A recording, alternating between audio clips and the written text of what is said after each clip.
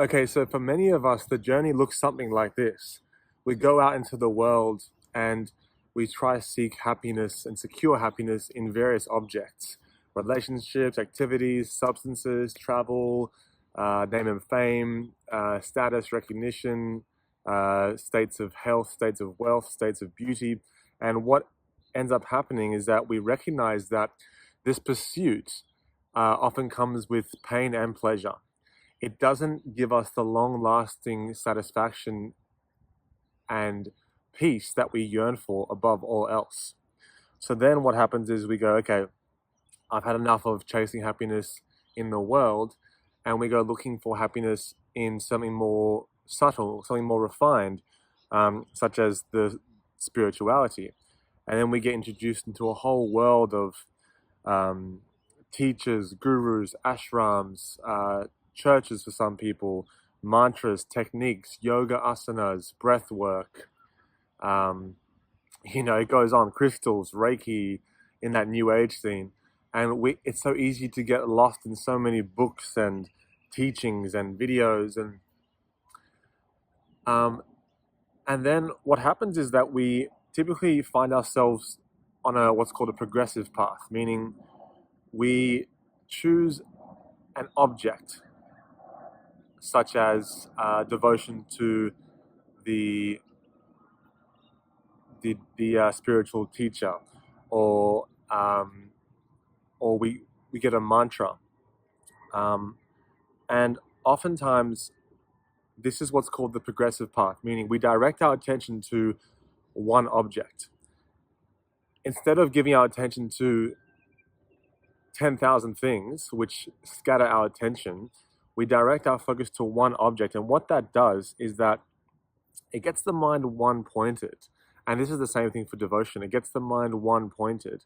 And this is a really useful path, especially for a mind that's so scattered, that's so that has such a habit of directing its attention outwards. So, as a compassionate concession to the so-called separate self or personal entity, the teacher or the teaching gives a method. Now, this is very good and very beneficial, and this can really decondition the mind, and it can slow the mind down for what was once a very busy mind. But now this is where it gets more subtle. After a while, the question might dawn upon you, which is, who is this? Who am I? Who is this I that's doing the devotion? Who is this I that's doing the prayer? Who is this I that's doing the mantra repetition? Who is this I that's trying to seek enlightenment or seek liberation? Who is this I? And then that's what's called the direct path inquiry.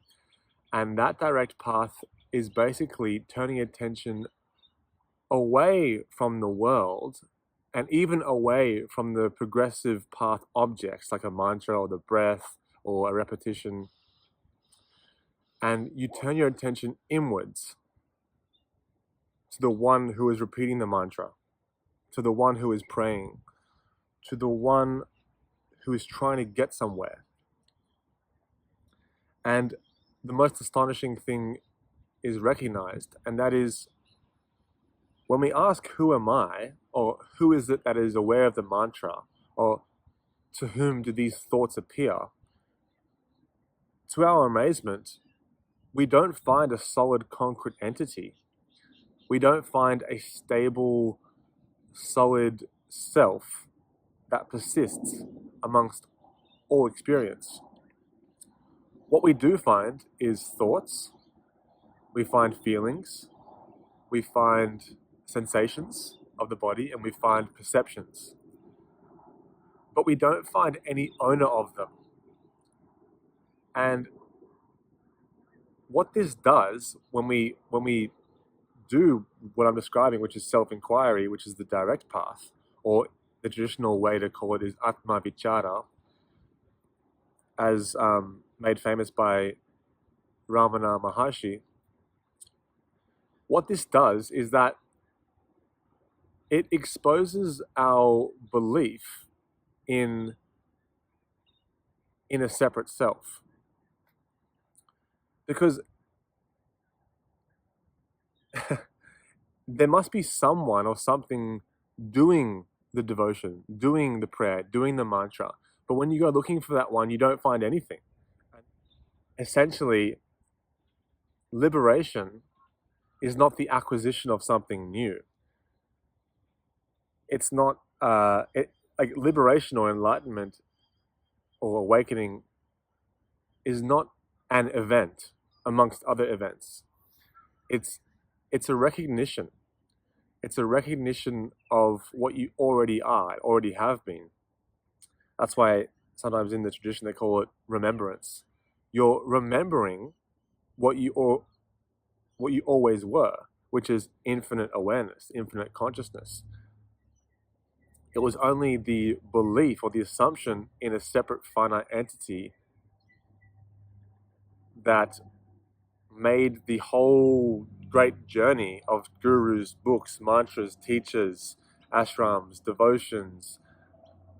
There's only the belief in a separate self that required that whole merry-go-round. Now, I'm not saying the progressive path is wrong.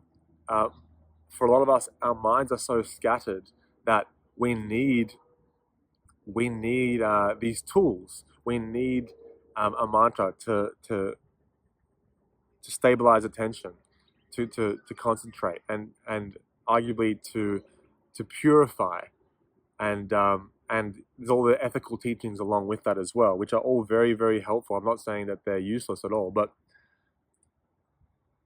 eventually what happens is that we find out that there is no person doing the devotion. There is no person here.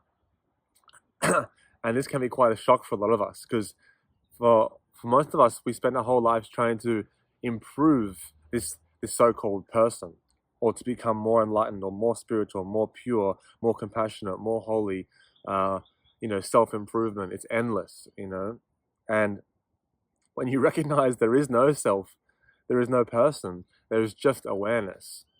It's not that there's nothing. There is only awareness aware of experience. There's only awareness aware of the body, mind, and world. So what we call I is not a personal entity. It is the impersonal awareness, which has always been there. For any experience to be possible, there must be an I to whom experience appears to. That I is the only solid, or what we say, is the only, that I, or awareness, is the golden thread across all experience. When we were 5 years old, I is probably the word we've used most in our lives, but most of us don't know what I is. So, anyways, the progressive path, the ethics, the mantra, the devotion, the prayers, the discipline is there for the belief in the apparent separate entity. Then the direct path questions, who is this I that's doing all this?